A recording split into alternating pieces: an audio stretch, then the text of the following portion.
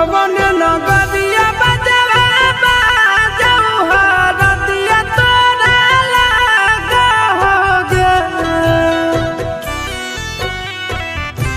कवन नगरिया बजवा बाजऊ हरदिया तोरा लागोगे, हरदिया तोरा लागोगे।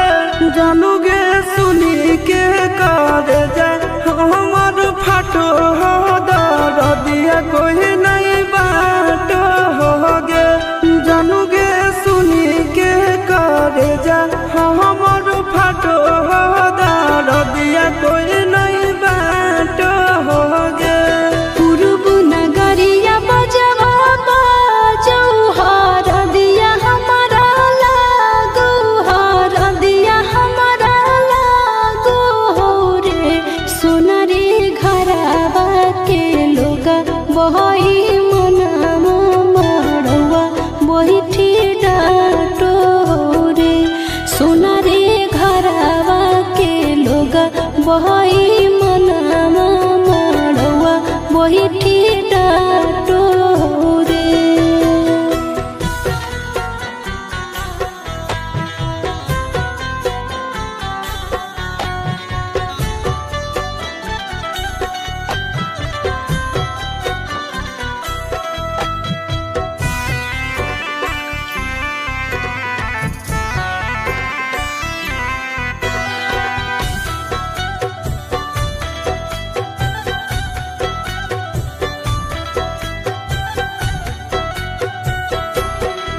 हद जखनी ढराई जैतौ तोर शंखा बनिया, हो जैतै खत्म हमर प्यार के कहानिया। बुझे मजबूरी नहीं है हमर कसूर रे। इहे शायद होते भगवान के मंजूर रे। कठ के करे जावा बनाइले नी दया नहीं आवोगे।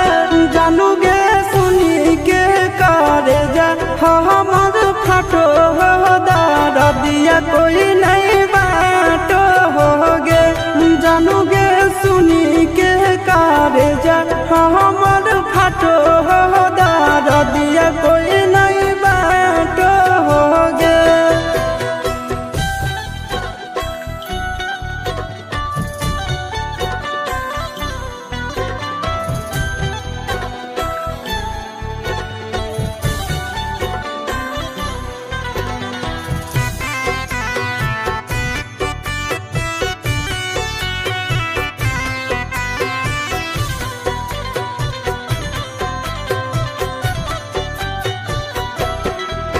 आगे तोरे नाम धड़को है दिल के धड़कनवा, मंगिया भरते चली जइबो सामसनवा।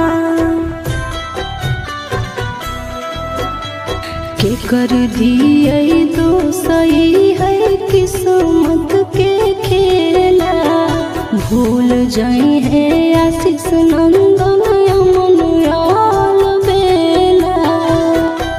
तोरा बिना हमरो कुछ न भावो हो, दुख नहीं सहावो हो रे। सोना रे घरवा के लोग बहई मनवा मड़वा बैठी डाटो हो रे।